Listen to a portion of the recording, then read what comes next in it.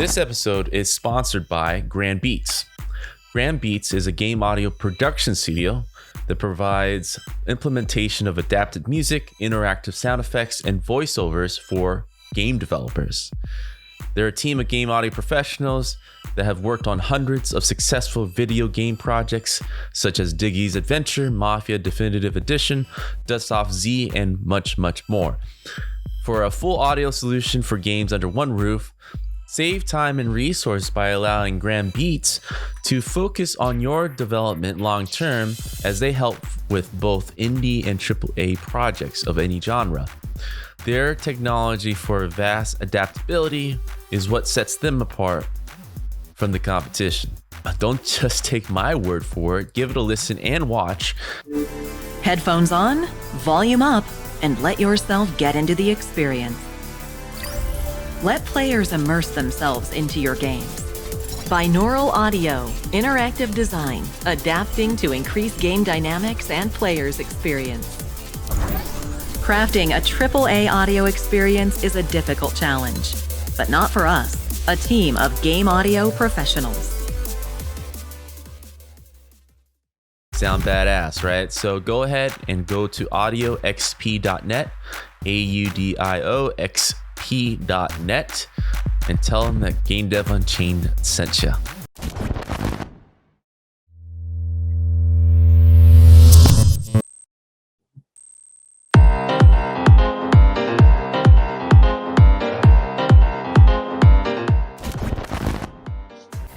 What's up, everybody? Welcome to another episode of Game Dev Unchained, the number one game development podcast about game development and the lifestyle thereof. I am your host, Brandon Pham, and with me, two special guests, Evan and Jeremy. How you guys doing?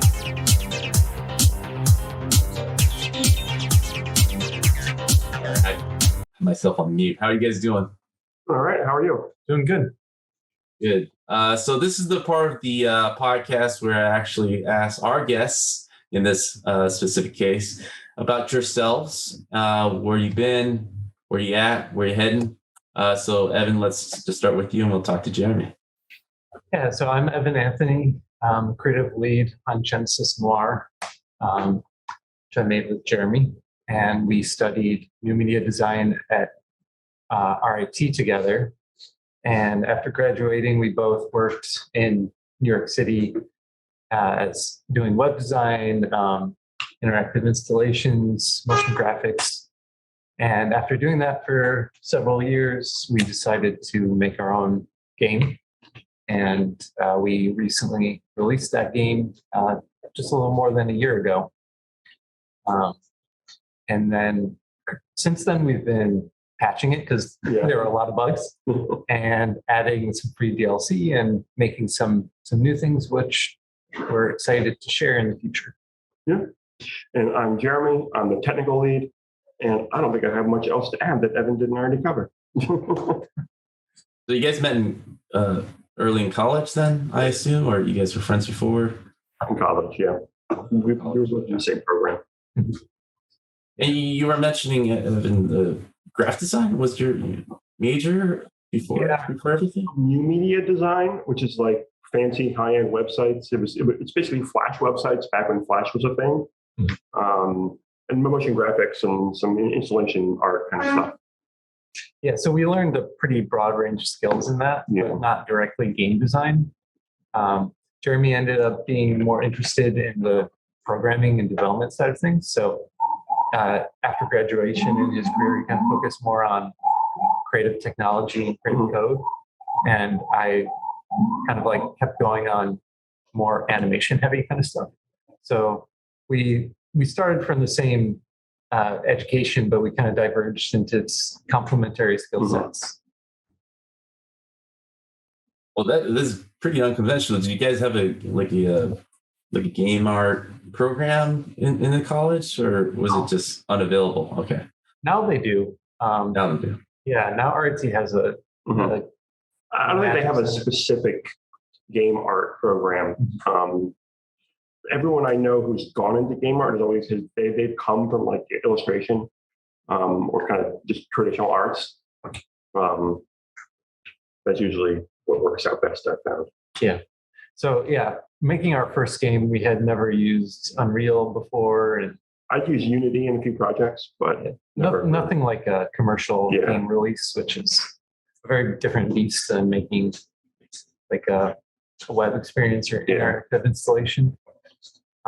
So yeah, we learned a lot and made a lot of mistakes, and we're pretty naive, but we pulled through and released our game. Yeah, well, let's talk about. Sorry, let's talk about like these different. The start of it. Like how long was the process? How long did it take? The inception of it, was it always an idea upon graduation that you guys would go and do this? No, like you came into it later. We were both interested in games, Yeah. and we knew that about like each other. And after we graduated, Jeremy and I would take time off from like freelancing or doing work and like just make little projects. Like we bought 50 pounds of dry ice and spent a weekend like making little short experiments and short films with that material. And we're just very interested in mixed media, and that interest kind of like naturally led to games, like as the kind of the zenith, Right. like mixing all different medias. And yeah, I read this really great book called Cosmic Comics, and I was really inspired by this collection of short stories. And I kind of thought it made me think of this idea that the Big Bang sounded like a film noir, and that this could be a story in the kind of language and narrative style of Cosmic Comics. And I showed that to Jeremy. You were really into Yeah, I was it. really into it. Yeah. And this idea kind of like was a perfect synthesis of our different interests. Like Jeremy, you're so into jazz. Right. You've turned me on to so many things. And yeah, like I'm really interested in film and animation. So yeah, it just seemed like a perfect opportunity for us to combine our interests and strengths.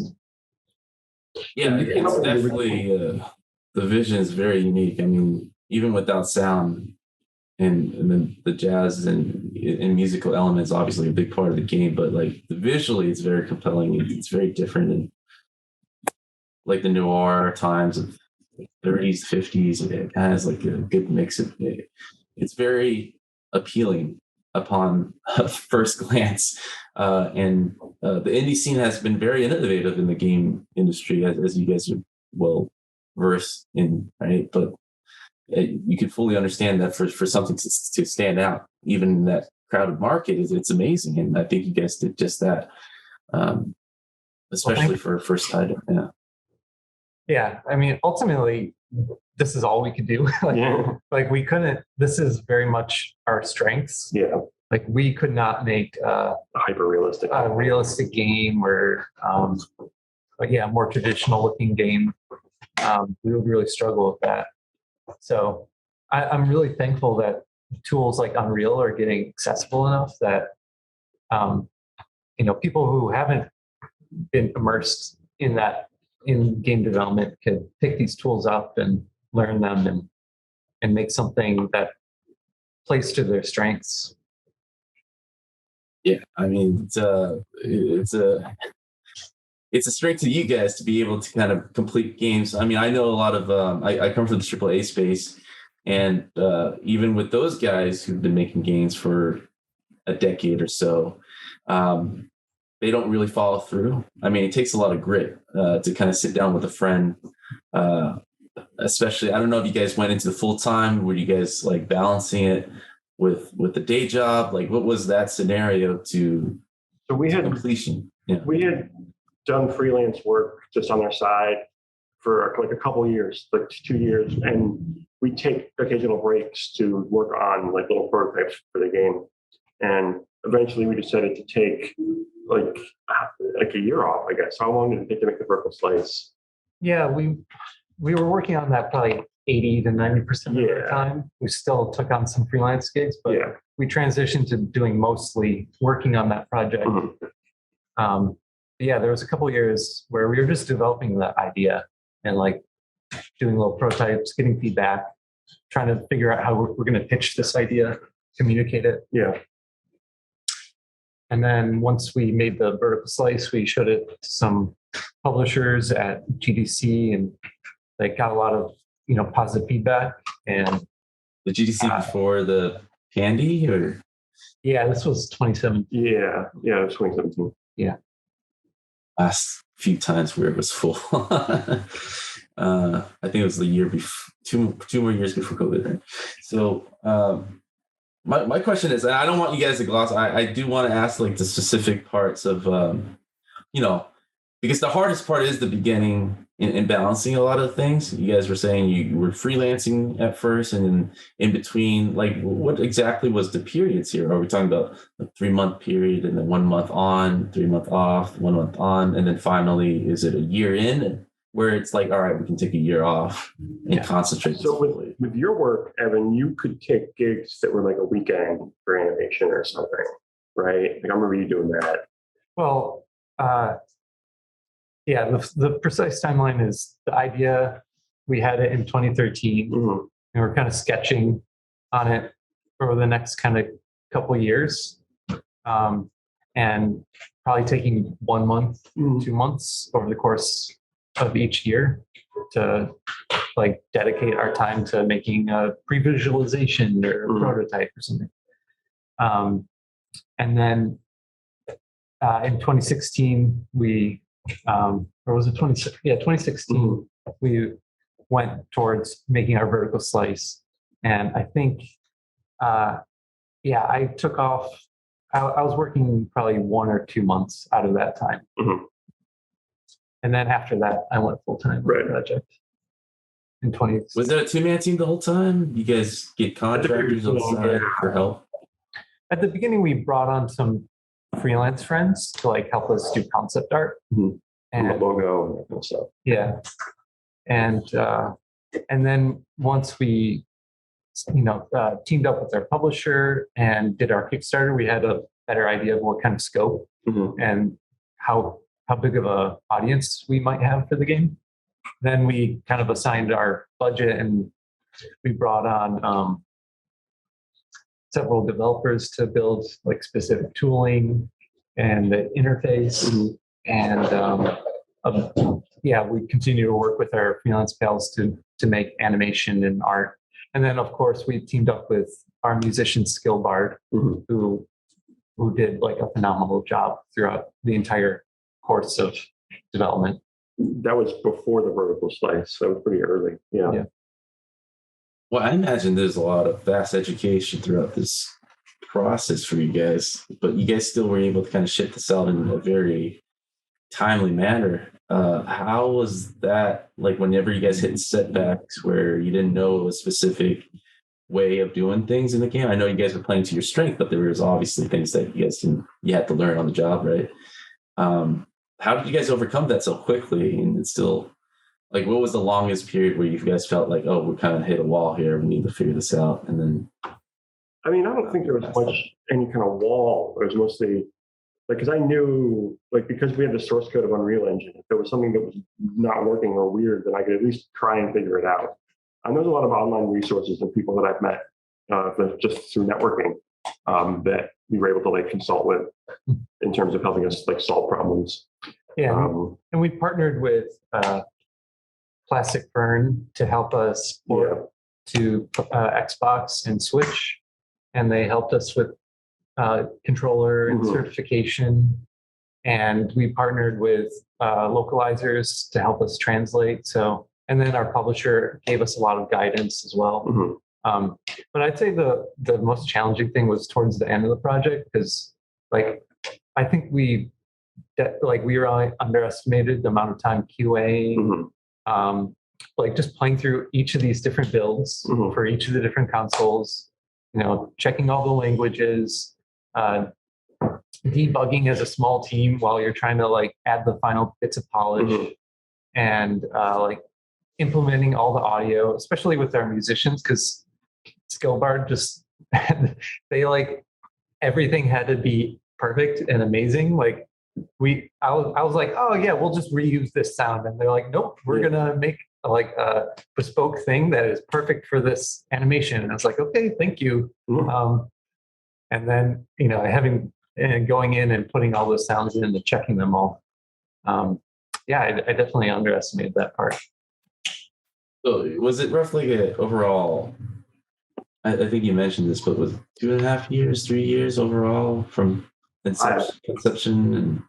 Well, we released in early 2021, and we finished our Kickstarter in 2018. Yeah. So it was like basically 4 years of full-time development, and then 1 year. Let's say 1 year over the course of several years of like tinkering our way as freelancers. The Kickstarting thing. So that was when Kickstarter was. I always mix up my timeline with Kickstarter because there was a really hot period, obviously. It slowed down a bit, and then it's kind of stable now, right? Yeah. Where was that in 2018, 2017? Definitely not super hot. Yeah. Like it was a very stressful experience.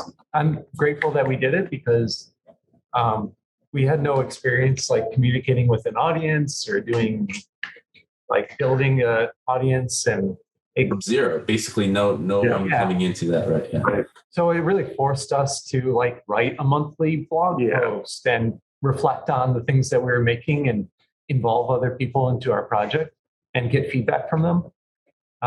But yeah, it was definitely a challenge. We squeaked by in the last couple of days, which is I think common. A lot of people have that experience where it's like building an audience from zero. Yeah, it was like flat and then So was it because of you guys were sharing screenshots of the game? You were doing kind of like little dev diaries. What was the initial buildup where you started to have traction to? Yeah, I mean, we started a 1 month campaign where finally you had the audience. Okay, that was supporting it. Yeah. So it was mostly that just engaging and we had signed up with our publisher previously, and they helped us manage that and reach out to people. And it was just like trying to find out other projects that were live at that time and collaborating with them. And like we teamed up with some video game socks, and they made socks out of our characters, and we hyped them up. Yeah. So it's like all these like supporting one another.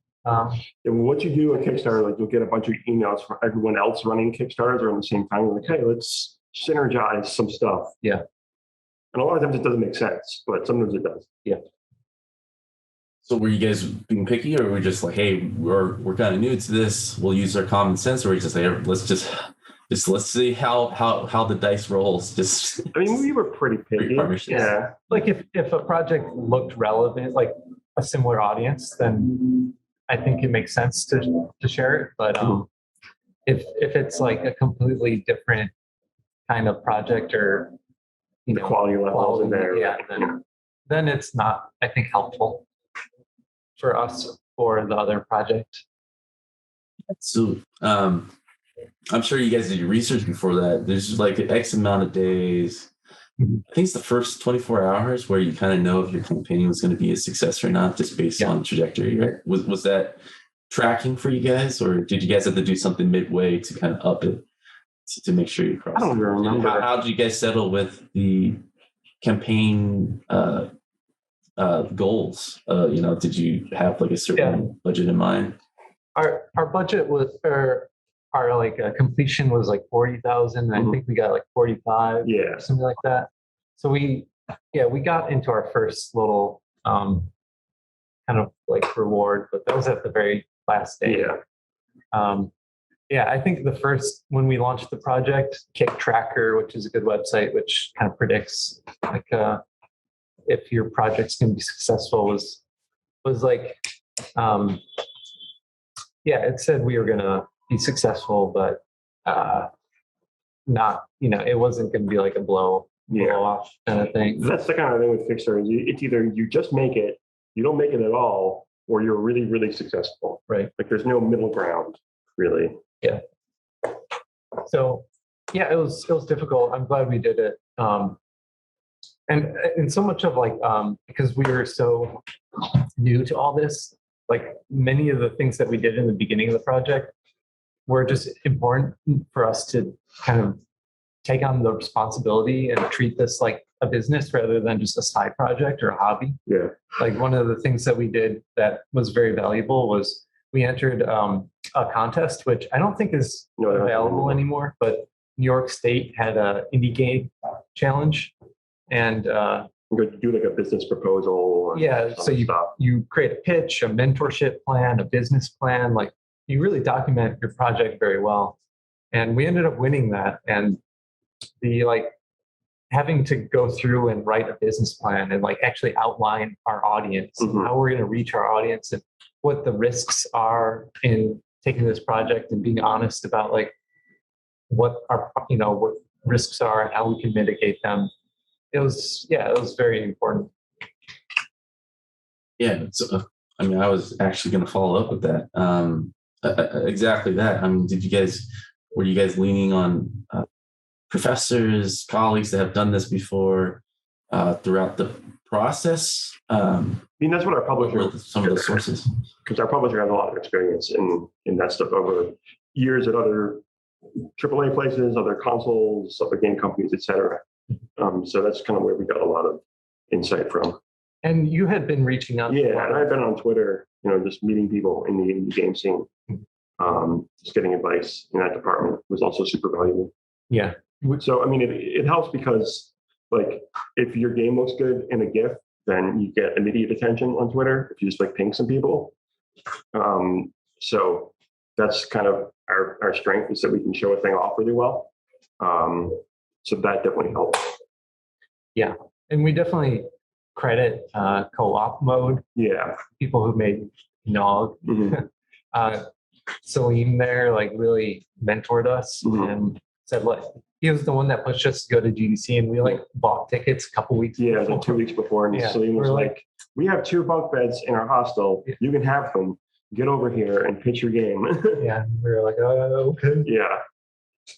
And was GDC where you met your publisher? When did the publisher kind of Yeah. Well, I had emailed someone in the indie game scene who was a scout for our publisher. They're not there anymore, but they were at the time.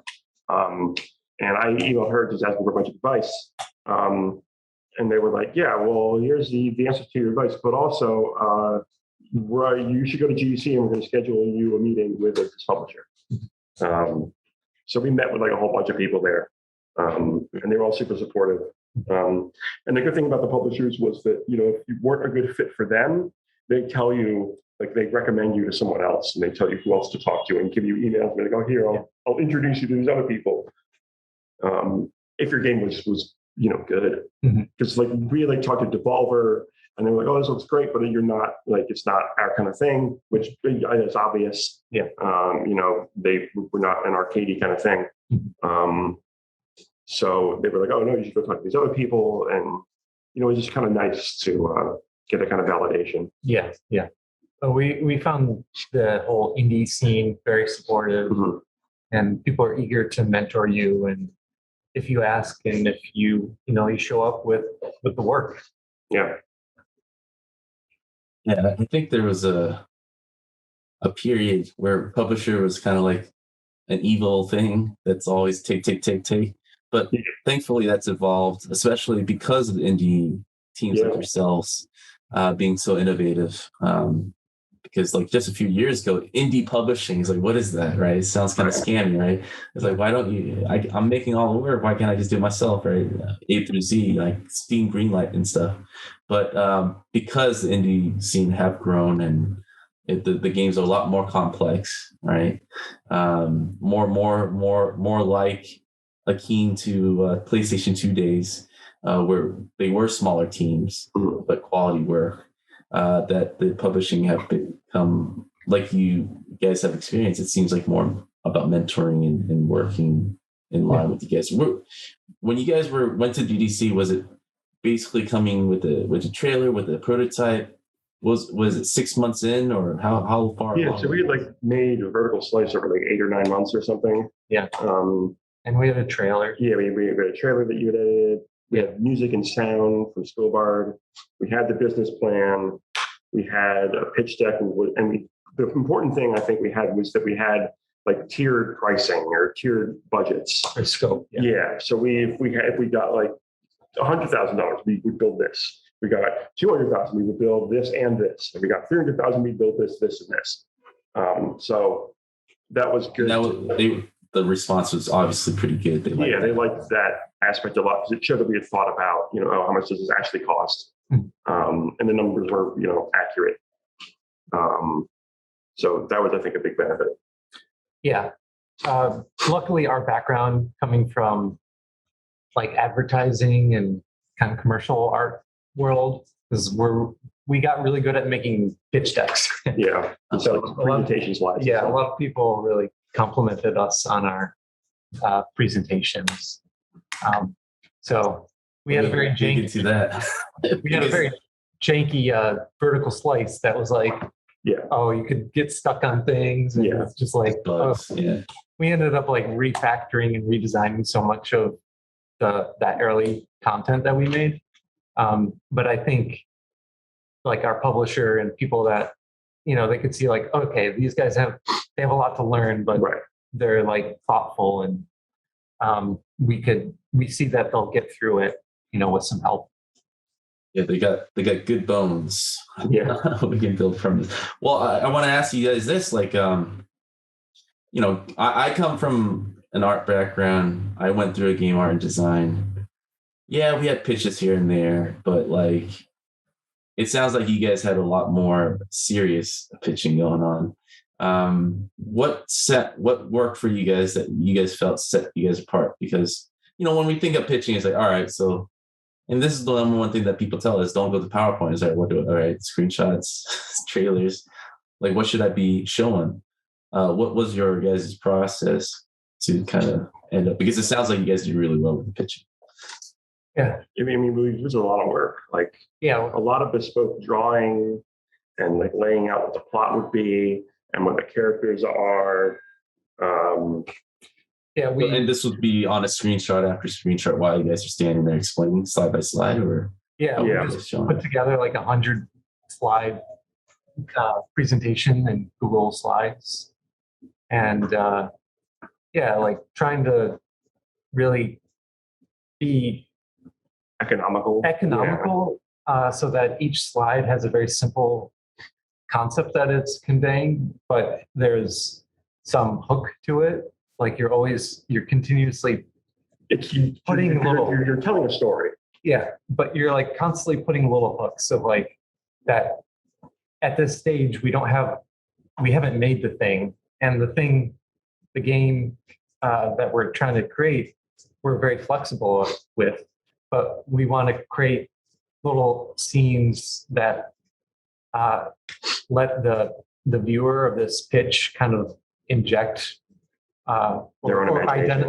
identify with what particular thing that they might find compelling. So like we had like a section on like gameplay, and we had created some prototypes, and we documented those with GIFs and texts, which describes the thing that we had made. But we also sprinkled in just like 1-page slides with things that we hadn't made but we wanted to,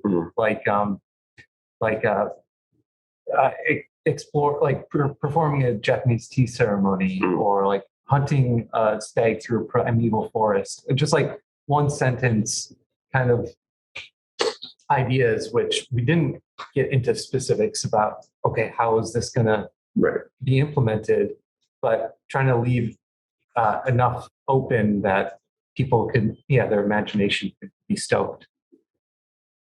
You guys find yourself having to, because you've done a lot of those before you got the publishing deal, kind of tailoring to the person you're talking to, like how much time did you really have to, meet the person and like, nah, I know this, their appeal is this, let's emphasize on these slides versus others. It sounds like you guys were doing that. Yeah. Oh yeah. I mean, that's definitely one of the most important things to do, is also branch off your pitch into variations which satisfy the the needs or the question or answer the questions that a particular person might be interested in. But that said, I think since we were so inexperienced, we didn't necessarily have the context to know specifically a lot about each of the individual publishers. So yeah, our pitch decks for them were customized a little bit, but not significantly. Later, when we were pitching console people and stuff, that was all. Yeah, we would do bespoke decks for each person we were talking to. Yeah. How different were they compared to the other publishers? Those were, it depends. Depends on what our goal was. If we pitched to Microsoft, I guess, and our publisher did that pitch. I don't think we did. For Genesis. Yeah. For the Game Pass thing. Is that normal? The publisher kind of taking you guys' pitch and... Yeah, in some, for the first time, I guess. I don't know. Well, so our Genesis Noir, we Game Pass licensed Genesis Noir. And that was part of a larger deal that Xbox did with our publisher. So they licensed several other publishers' games, one of which was ours. Yeah. So the publisher had a larger pitch that we were a part of. We weren't directly. Oh, I see. So they had a deal before, and you guys were included as part of this tender for one deal, and then we want to take this as part of our pitch to. Yeah. Yep. Oh, interesting. How involved were you guys with that? Just from results and not at all. We woke up. Not at all. We provided as much info that they needed for them. Yeah. And then here's a bunch. And they said okay, these really we just need these 5 slides or whatever. And we weren't involved in the actual meeting with Xbox. No.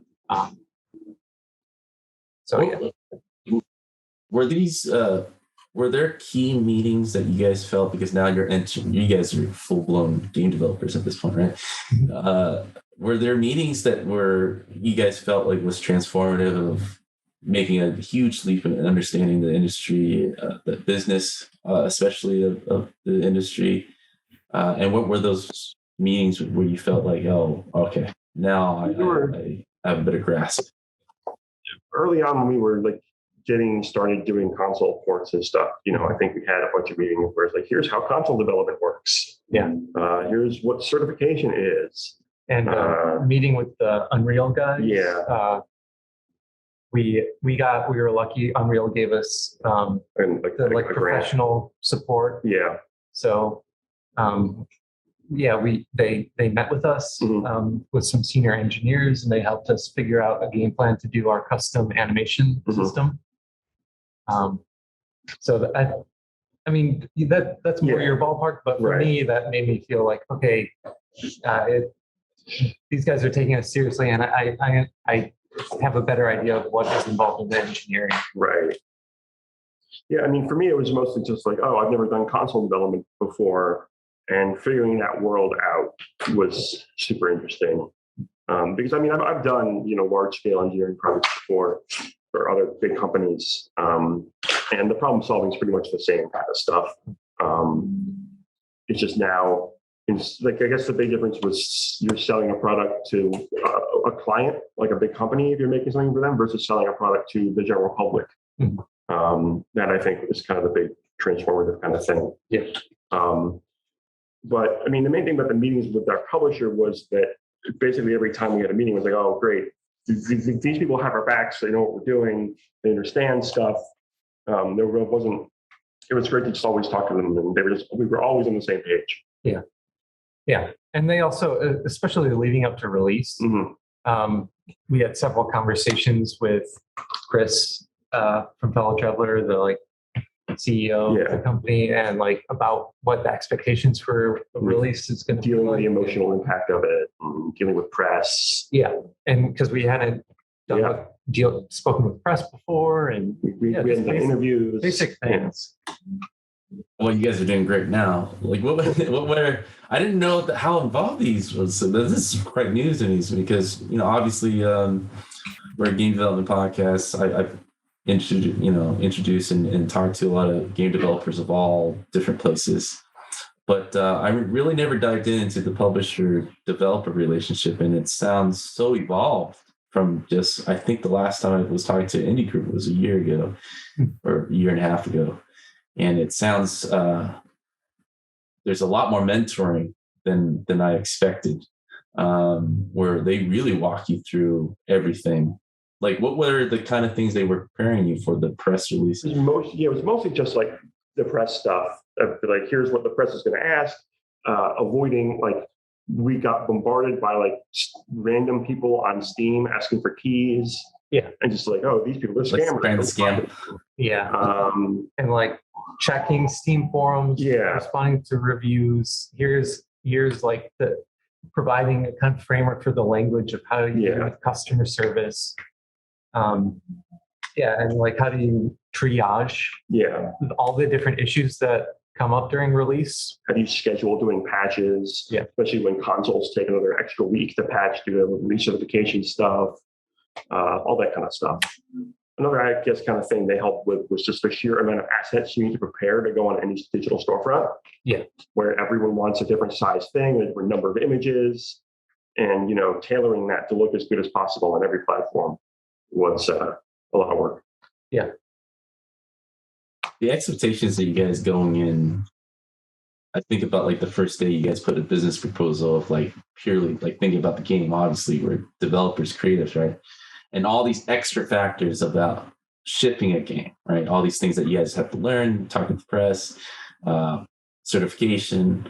I knew that was coming. Because, I mean, I've had friends who have been in AAA and been in indie games way before we started making a game. So I knew what the process was, and I knew that was coming. But you don't think about it until it actually has to happen. Right, because there's so much on I mean, you're still making the game. You have to have the game made. So there's no thinking about like, oh, I'm going to have to cert later. And I mean, now I know what to avoid trying to put in a game to avoid cert issues. What are those, if you can give some quick ones internet for the things. listeners? Internet things? Yeah, if you put anything in your game that needs to talk to a server that isn't owned by the company that you're doing that isn't owned by Microsoft or Sony or whatever, then there's this whole rigmarole that you have to go through. We didn't do any of that, but it's on my mind for this new project in some small ways. And then also just a little localization is another big thing. Of just like knowing like, oh, this is going to be difficult for the translators to deal with. That kind of stuff, I think, is good lessons learned, I guess. So the language thing, the localization is stuff that I think as a developer, I kind of take for granted, right? It's that other group they'll take care of it. But as an indie, you don't have that luxury for a lot of things. So are there like key languages? Like how many languages that you guys have to kind of prepare for? 9? Yeah. I mean, once you do one, they're all basically the same in terms of programming wise. But setting that pipeline up, because if you use more than one localization company, then they're all going to give you data in different ways. They're all going to use your spreadsheet slightly differently. If you don't know how to set a spreadsheet up that you're putting all your text into, then you have to write a bunch of code and scripts to like translate that spreadsheet into whatever format your engine's using. So there was a good like month of figuring all that out. Yeah. And like we also didn't anticipate localizers coming to us with questions.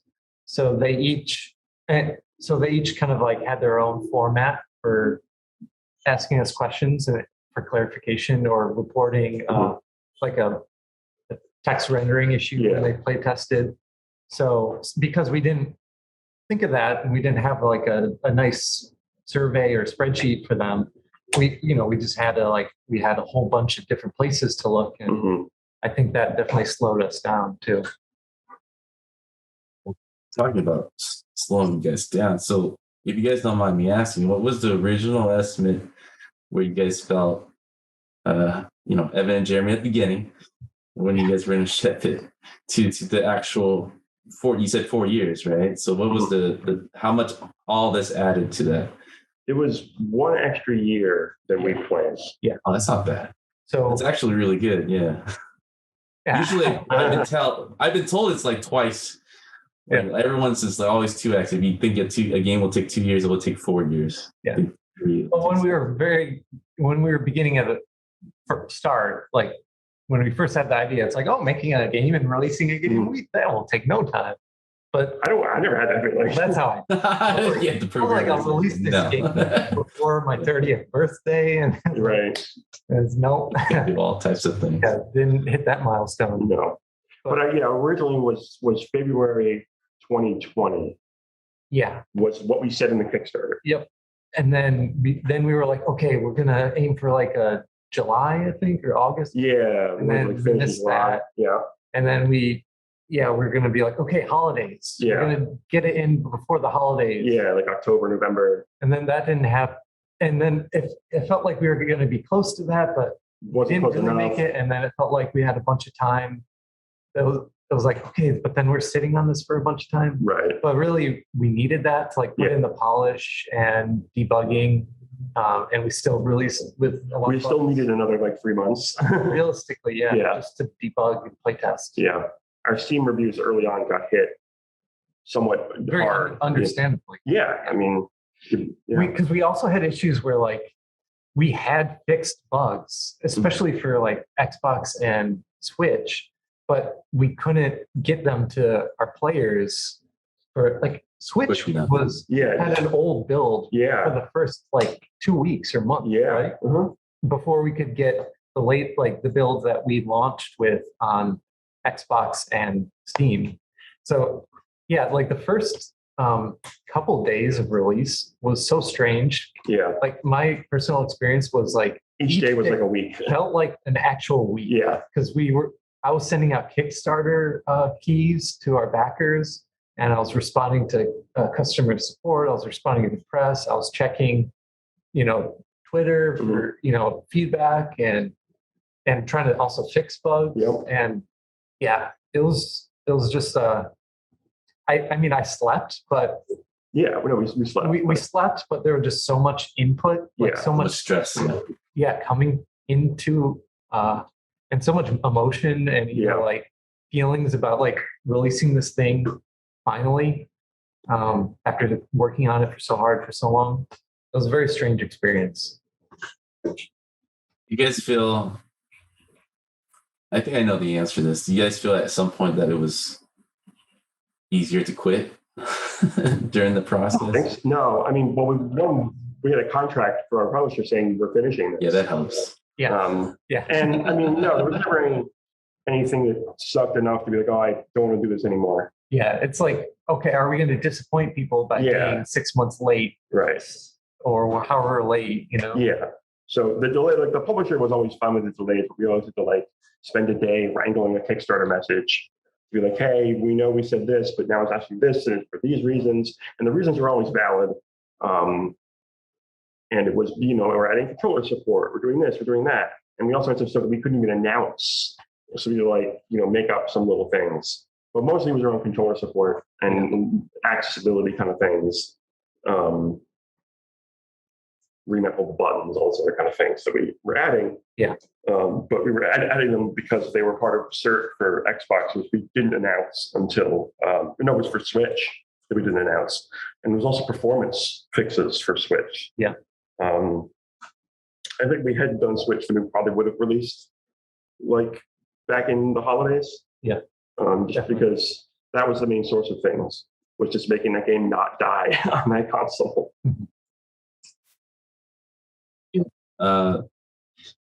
Like just to kind of go back to asking like specific developer questions.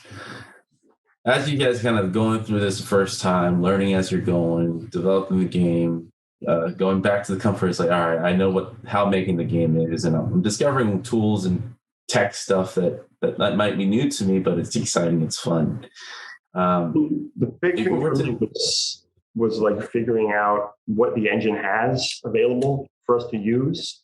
There's still times now where I find out new features of Unreal Engine that would have helped us in the first game that existed, but I had no idea about. So I ended up building my own solution that was like 10 times worse than Epic's. So that's still a weekly occurrence for me. But I guess my question to that is like, if you were to look at your time in percentages, right? Like just for those 4 years, how split were you guys? Was it 50% working on the game, 25%, the other 50% doing all these other things that you guys didn't really plan for, right? Just promoting, answering emails, fixing bug is part of development, so that counts. Talking to the publisher, getting ready for a new presentation or whatever the case. What was your time split if you look at a typical day? What that looks like. Yeah, it's hard to quantify. Mhm. I think it was definitely more for me than Jeremy. Yeah. Because I made the trailer, and we released, it was like a collector's edition where I made an art book, Mhm. and I made Kickstarter rewards. The Kickstarter rewards ended up being a lot of work. So like if I guess with the trailer, Kickstarter rewards, Like 10-15%. yeah, something like that. 15% promotional stuff. Yeah, but like ultimately, It was all valuable anyway. it was all valuable. Yeah, Yeah. like all that stuff kind of fed into the actual experience and product. Because we were trying to be very deliberate about everything that we make, like either teach us a lesson or teach us about the characters, or is like directly something that we could put in the game. So like for our announcement trailer, like it starts with a shot of the main character falling into the Big Bang, which is like this expanding gunshot with stars in it. And the character like falls in, and his hat falls off, and he like reaches and grabs it just before he gets sucked into the universe. And I had that shot in the game, but it was like very limited animation. And for the trailer, I was like, okay, I really want to animate this well. And so that was work that I did for the promotional trailer, but it ended up in the game, and I got to have this, one part of the game a little bit more polished. For the promotional part, I guess I just want to ask you this then, to kind of follow up on that. Knowing what you know now, like how deliberate are you when you guys are working on your next game to kind of make promotional kind of feed into development? Because that's the biggest issue with any type of, especially in AAA, right? Because a lot of those promotional have often been throwaway. It's like, all right, and indie groups are especially kind of finding themselves in that throwaway work just to promote, and then no one's working on the game, right? So how did you find like a nice rhythm there where you can feel like, hey, going forward? All of the promotional work in the engine for the most part. Yeah. So it was all animated in the actual game. We did just big renders where you would just screen cap, a 1080p. Yeah. Like switches for is trailer or true or false. So there were like just gameplay parts where we would just like turn switches on and off. Or we had like a mode that would make the cursor bigger and all this other kind of stuff. So I think that was a good way of being honest in that kind of sense. Yeah. It's also just very important to think about all that promotional stuff. Yeah, and the timing of it. Yeah. And this is also from our background, like as making a promotional site for a movie or whatever. Like, and we're also very interested in like title sequences. That's one of our the things that was emphasized in our studies. Like so much about experiencing a piece of art or an experience or just any kind of product or experience is how it's framed to you and what your expectations are when you go into it. And particularly for our game, which is such a esoteric, heady, abstract concept, it was very challenging to like communicate what the scope of what you do in this experience, because conceivably it's the entire history of the universe. Right. So like trying to lead people to kind of have reasonable expectations and then be surprised by how we deviate from what we tell you you're going to be doing. It's challenging. And we definitely noticed that there's a portion of our players where like they wanted a very traditional film noir pulpy story. and that's not really the story that we tell. And so I think we could have done our promotion and communication better. It's something that I want to be even more thoughtful for our next game. In the promotional stuff, was this a timeline kind of given to you by the publishers? Like, hey, by 3 months, 6 months, 9 months, was that given to you guys and you guys have to create things for that? Or was it collaborative? What was, if it is a timeline thing, what was that timeline? We had like a schedule, a rough, like they didn't do anything until like, I don't know, 6 months before release, I guess. Our initial release date. Yeah. And then like there were like special events around like conferences and showings at different cons and things that we'd always make stuff for.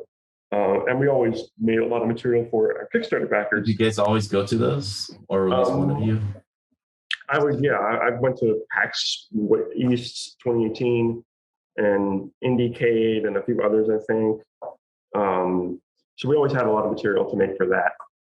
Yeah, we would often target like our promotional stuff around opportunities that our publisher would, like find for us. Mm-hmm. Like we got a spot in the E3's PC Gamer Show. Yeah. So I was like, oh yeah, we need to make a trailer for this. Yeah, so we made a bespoke, specific trailer for that. That was like a month. Yeah. And then we made a different one for the release. And then we made another one for the DLC that were released. Yeah. And another one for our album. Yeah. It's just a lot of material. Yeah. You two guys were the only ones doing all that stuff. It's so much work. It's fun for game. Yeah, that's our background. So yeah, I like it. Yeah, it helps. And it's nice to make stuff that isn't going to be used by anyone. So you could just make it just has to look good. Yeah. As long as it looks good, that's all that matters. It's just a video or a GIF, And the nice thing about making a video game is we just have so many assets and tools and things to play with.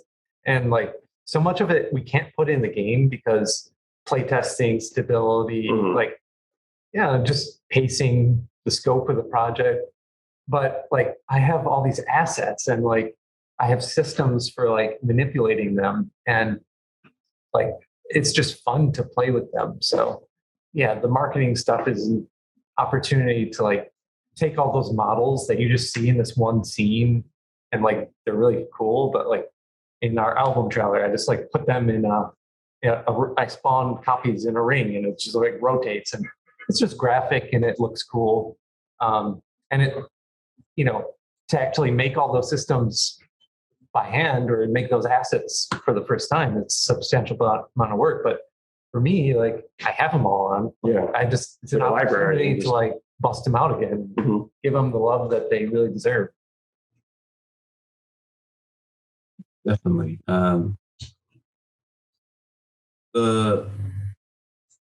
Was there an event that especially made an impact for you guys, where you guys felt like, oh, okay, this is next level.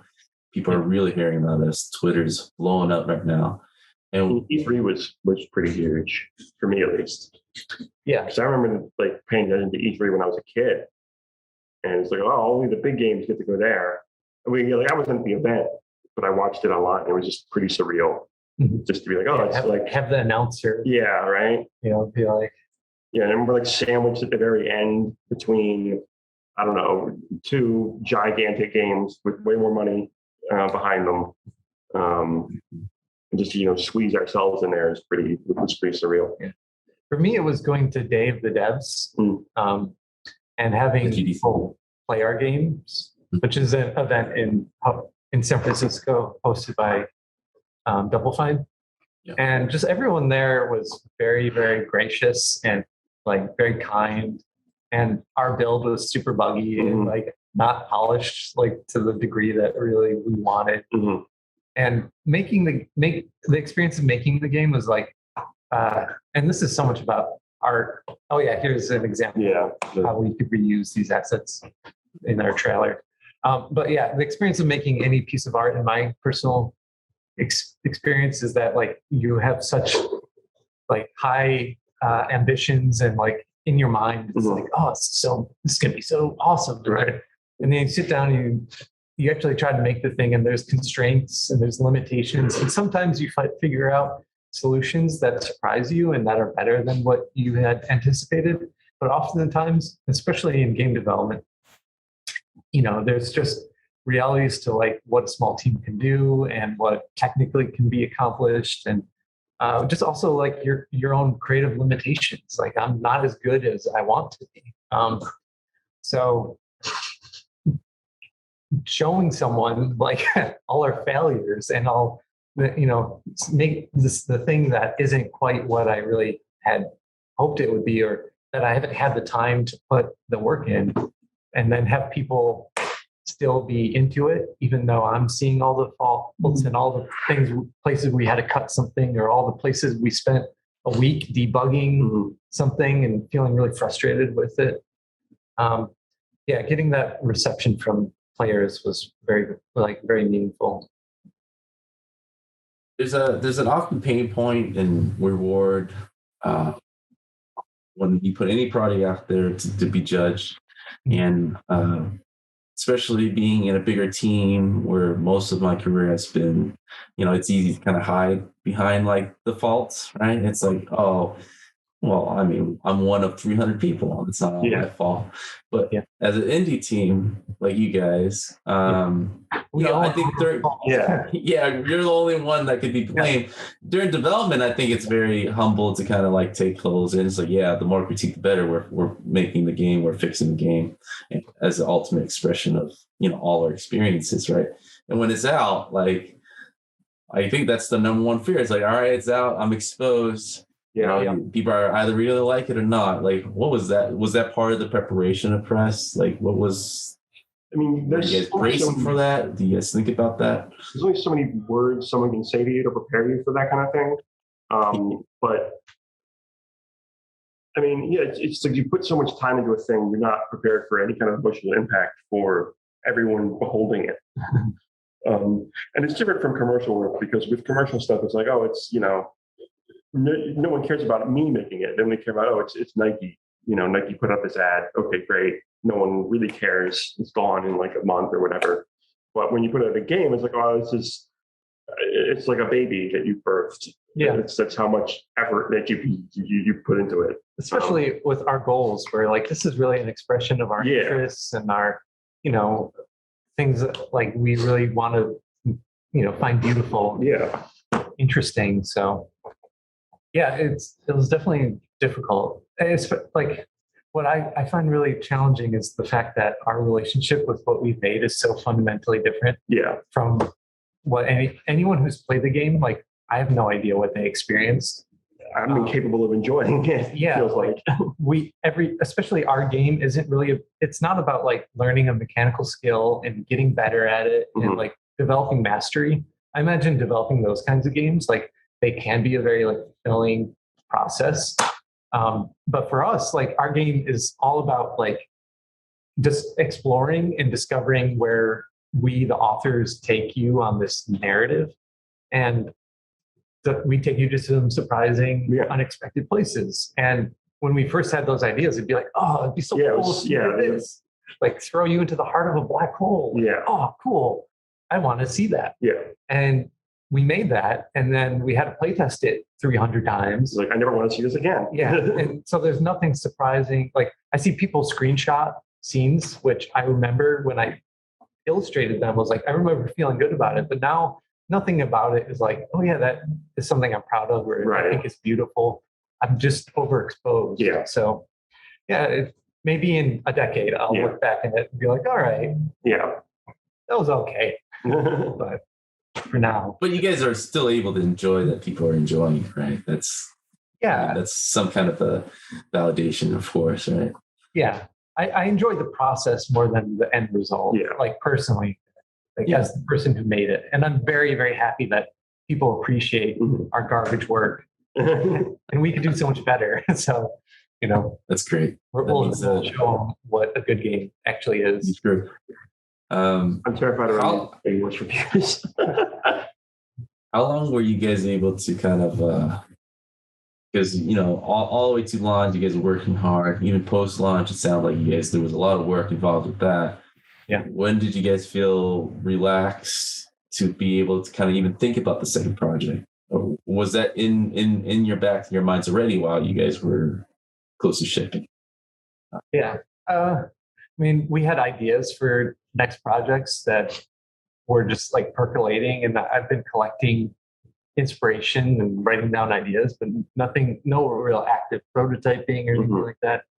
I'd say it took us 4 months after release for us to debug all the stuff, to ship out all the Kickstarter rewards, to just decompress before. I don't know. Personally, I feel like we had the same kind of like rhythm that I remember from the beginning of the project. Right. But yeah, during that time we were working, but we tried to take it a little bit easier. And Jeremy started teaching, so that was kind of like a way for you to take a break, use your brain in different ways. Right. I wanted to ask you guys this earlier, but I just remembered it. Right. So you guys are a duo, right? We're friends before this, so that helped. But I've seen so many cases where, people kind of warn you, don't mix business with friends, because it can go really bad. Obviously, you guys made it work, but there's obviously moments that you guys might butt heads. How did you guys work over that? And it sounds like there was never like a close encounter of a breakup. I mean, I have too much stuff to work on to bother with holding a grudge. So I can be mad at you for like a day, but that's about it. I don't have patience for anything longer than that. No, same. Well, I think, yes, like rooming with someone, working with someone, it's going to really change your relationship, especially like I haven't spent as much time with Jeremy. Yeah, I mean, we don't hang out much. I don't spend time like I spend with you, like with anyone else. Yeah. So it's just, we have a very fundamentally different relationship. I think, if we weren't actively working on a project, we would revert back to our old, we'd still like to collaborate every now and then. But it's just, a lot of forgiveness. We trust each other. We both knew that this was kind of a project we really believed in. Yeah. So there was never like, does Jeremy care about this as much as I do? Right. No. I think we both felt like we owned this. And it was like a real synthesis of ourselves that we couldn't make individually. Right. So that was, it's tough, but also like very beautiful to kind of come together with, someone that you really respect and make something. Yeah.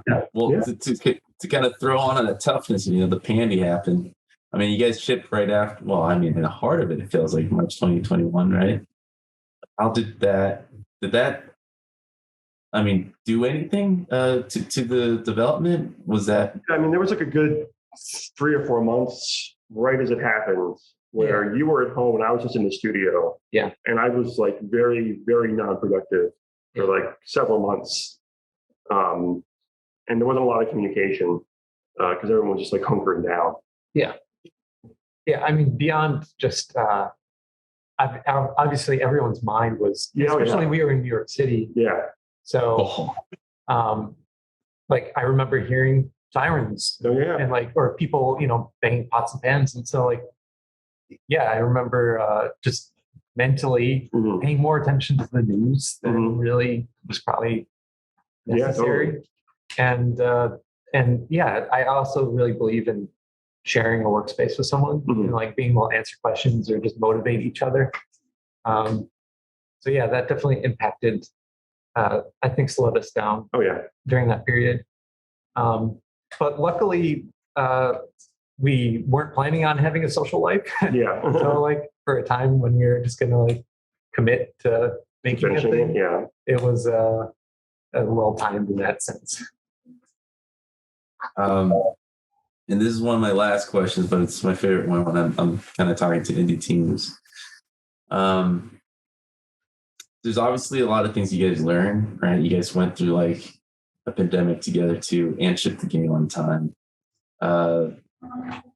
Knowing that what you guys know now, do you think it's going to equip you better for the next project? And in what way exactly, specifically? Absolutely. What ways to improve It can be just the step productivity of or product, just really. knowledge. Just like, oh, I know how to build a game properly now. So like we just had so much technical debt in the first game, which is like the concept of, oh, you start making a thing and you don't know what you're doing, but you have to start with a scaffolding. The scaffolding you built is kind of crappy because you don't really know how to build one.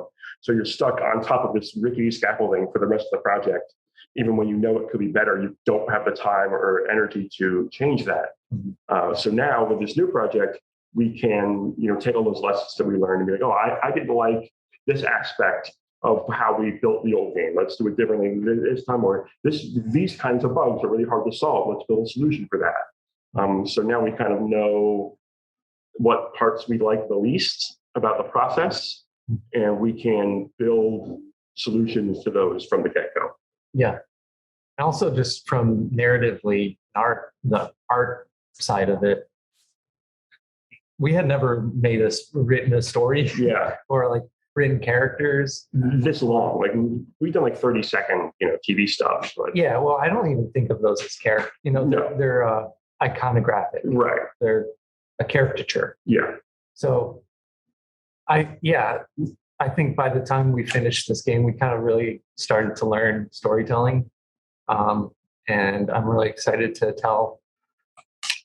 kind of synthesize the thing that we made, our Genesis Noir, and the strengths of that kind of our abstract storytelling, but kind of satisfy some of the more structural narrative kind of storytelling things that we didn't do quite as well with our next game, and try to just continue to refine and figure out that balance and find ways to inject characterization and plot and narrative into this kind of abstract framework.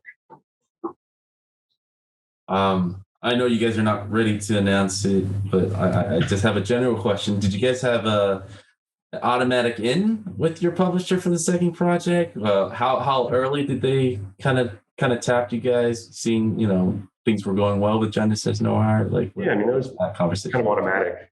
Yeah. Like we just enjoyed working with them so much that we couldn't really imagine doing this project with someone else, at least. Yeah. And I got the sense. Did you have to go through the pitch the same way? What was different about the second game? There was more trust for sure. So like we knew what they wanted to see. Yeah. And we didn't really have to show them much. Yeah. We showed them 3 or 4 ideas. Yeah. Which we were really excited about all of them.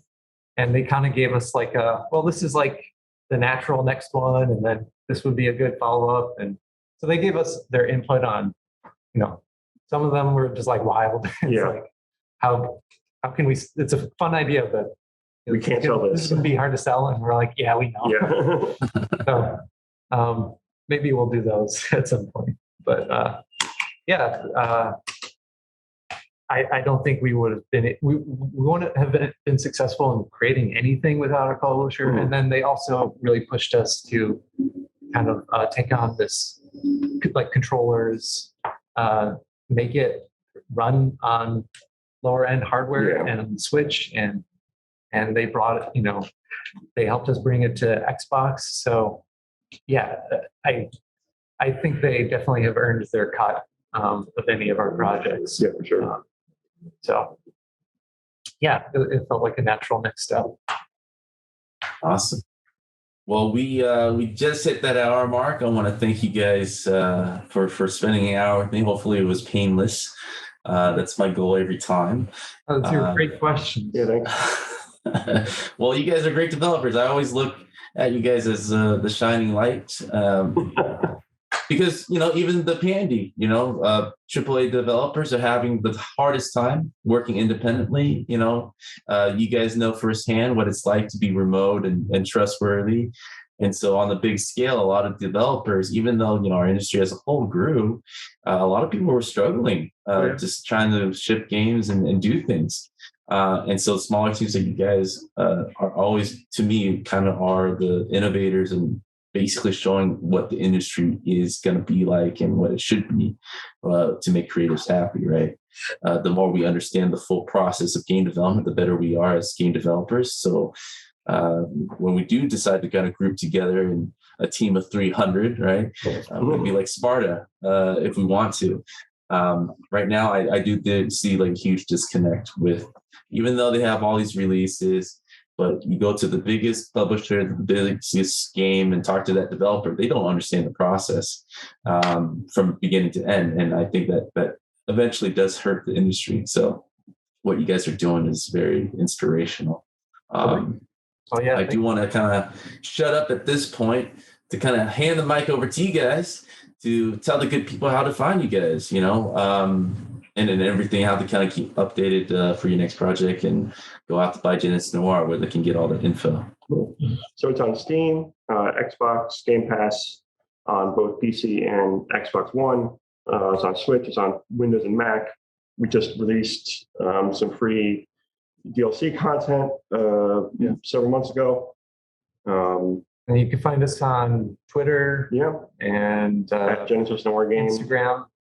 We're still throwing up things now and then, but we're pretty quiet. I think we'll start, we'll be quiet for a while. Yeah. But we're really excited to show our next stuff, because I think, if you enjoyed our first projects, then I think you'll be interested in our next. And thank you for giving us this platform and for sure. asking such thought-provoking questions. And thanks so much. Thank you. Yeah, anytime, man. Anytime you guys want to come back, we'll be glad to have you guys and talk about everything. That's it, guys. See you guys all next week.